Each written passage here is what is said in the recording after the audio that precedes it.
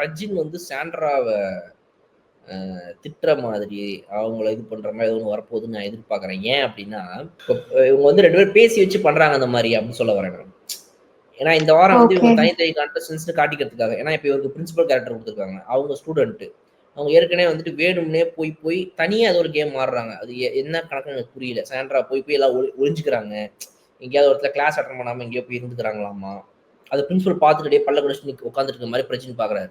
இப்ப நாளைக்கு எபிசோட்ல என்ன பண்ணுவார் அப்படின்னா, ஒரு சாதா கண்டஸ்டன்ட்டா இருந்தா எப்படி ஹேண்டில் பண்ணுவாரோ அந்த மாதிரி ஹேண்டில் பண்றேன் அப்படின்னு சொல்லி, வா வந்து முட்டி போடு, கை தூக்கிட்டு நில்லு, அந்த மாதிரி ஏதாவது பனிஷ்மெண்ட்டை கொடுத்துட்டு திட்டி ஸ்டூடெண்ட்னா ஒழுங்கா இருக்கணும் அப்படின்னு கேரக்டருக்குள்ள புகுந்து திட்டுற மாதிரி பண்ணி இன்னைக்கு அந்த வீக்ல வந்து பாருங்க நாங்க தனித்தனி கண்டஸ்டன்ஸா ஆடிட்டோம்னு சொல்லி பண்றதுக்காக இவங்க 2 நல்லா பேரும் பண்றீங்க. ஏன்னா வந்து வேற எல்லாரையும் விட்டுட்டு எதுக்கு சாண்ட்ரா அந்த மாதிரி வந்துட்டு ஹால்ல அதுவும் வந்துட்டு ஸ்கூலோட அந்த பிரின்சிபல் இருக்கிற இடத்துல சுத்தி எங்கேயோ வந்து ஒளிஞ்சுக்கிறேன், நான் ரூல்ஸை மீறுறேன்னு எதுக்கு வந்து பண்ணணும் வேணும்னு.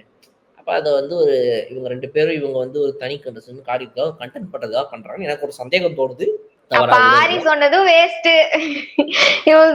வைப்பா இருந்தா கூட அவங்க ஒரு கண்டஸ்டன்டா தான் நீ பாக்கணும் அப்படின்னு அப்படியே கூவி கூவி சொன்னாரு ஆரி. அதுவும் வேஸ்ட்.